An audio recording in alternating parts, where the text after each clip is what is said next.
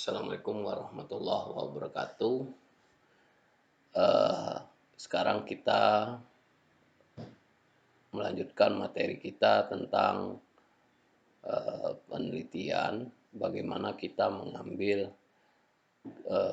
data statistik dengan metode penelitian kuantitatif, di mana nantinya dalam pengambilan kesimpulan dari result discussion dapat dengan mudah kita capai dengan metode statistik ini.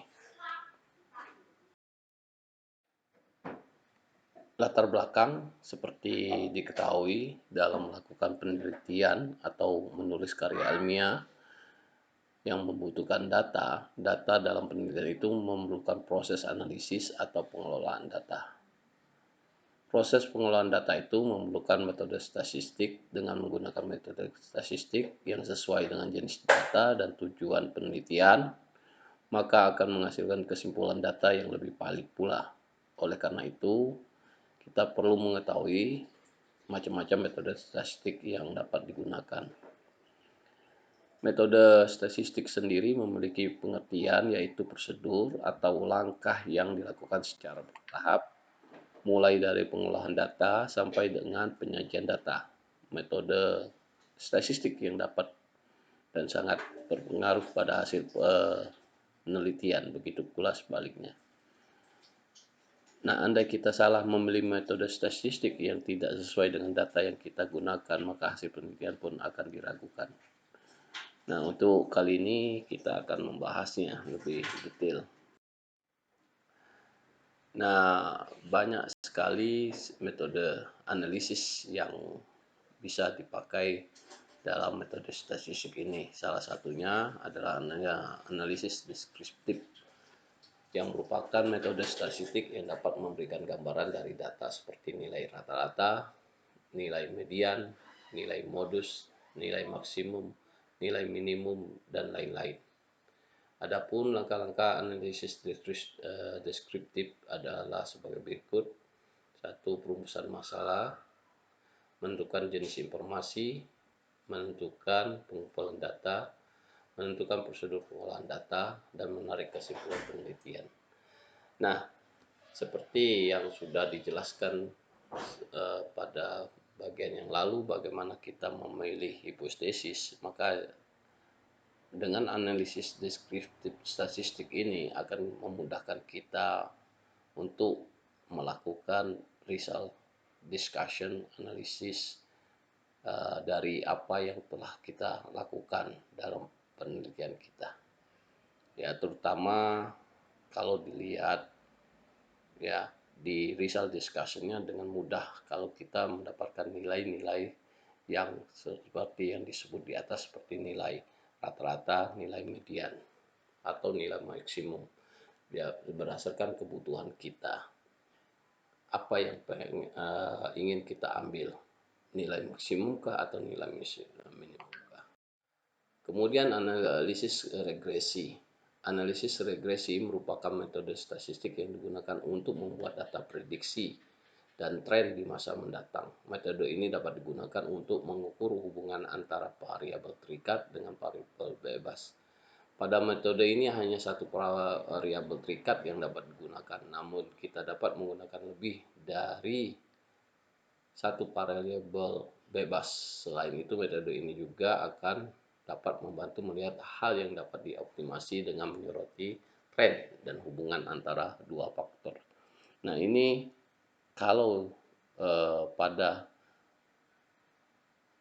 riset penelitian industri atau technical, ini sangat perlu sekali, karena kita bisa dapat memprediksi atau mengoptimasi faktor apa yang memang mempengaruhi dari suatu variabel yang kita inginkan.